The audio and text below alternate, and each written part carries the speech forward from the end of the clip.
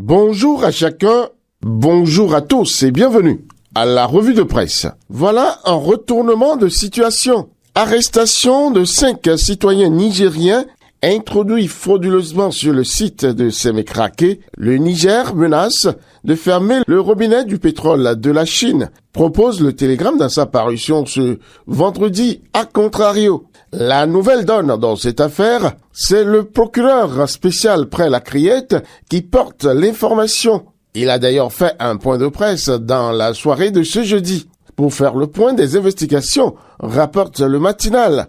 Le matinal qui attend du Niger des explications à cette présence curieuse et bien surprenante de 5 de ses nationaux, au lieu de donner dans de la provocation, lui suggère nettement le journal. Que va chercher l'excellentissime avocat, célébrissime président du plus grand parti politique de la mouvance présidentielle, Union progressiste Le Renouveau, dans une bien curieuse recherche de la cause de la cherté du maïs de nos jours? L'homme accuse en effet les coqs d'être responsable de la situation, nous révèle le journal Matin Libre. L'affiche du jour nous déterre ensuite un vétérinaire dont les explications semblent corroborer la thèse du professeur. Et Bénin Intelligent viendra renchérir tout ceci, ce que Diogbenou a dit et pourquoi il a raison. Dans l'alimentation en effet des poulets, le maïs et le soja occuperaient 75%.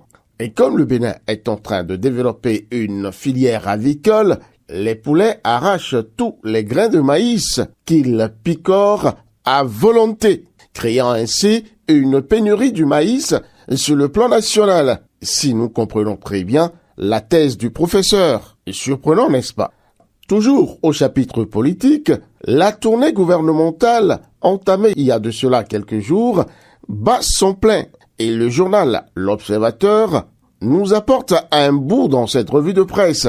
Le Bénin change et les populations sont unanimes sur les efforts palpables du gouvernement. Dixit Alimatou Badarou, ancienne directrice générale du CNCB, à l'une des rencontres avec les populations. Mais par rapport justement à cette tournée, le Télégramme annonce un éventuel recours contre la vice-présidente de la République du Bénin, Madame Tchabi Talata Mariam, un recours qui sera formé par les démocrates devant la Cour constitutionnelle. Ceci suite à des propos qu'elle aurait tenus par rapport à un éventuel 3e mandat pour le président Patrice Talon. Les démocrates qui ne voient pas décidément d'un bon œil cette tournée gouvernementale puisque le vice-président Eric Rouneté la juge inopportune, rapporte 109. Sur le plan sportif, c'est l'euphorie générale. La grande soif d'une victoire est enfin assouvie par les guépards du Bénin. Il était temps, n'est-ce pas? Gernot Rohr, leur entraîneur, peut se frotter les mains. Le Bénin qui a battu le Rwanda, qu'il avait déjà battu sur tapis vert. Éliminatoire Coupe du Monde 2026, zone Afrique, les guépards du Bénin, vainqueurs des Amavubi du Rwanda.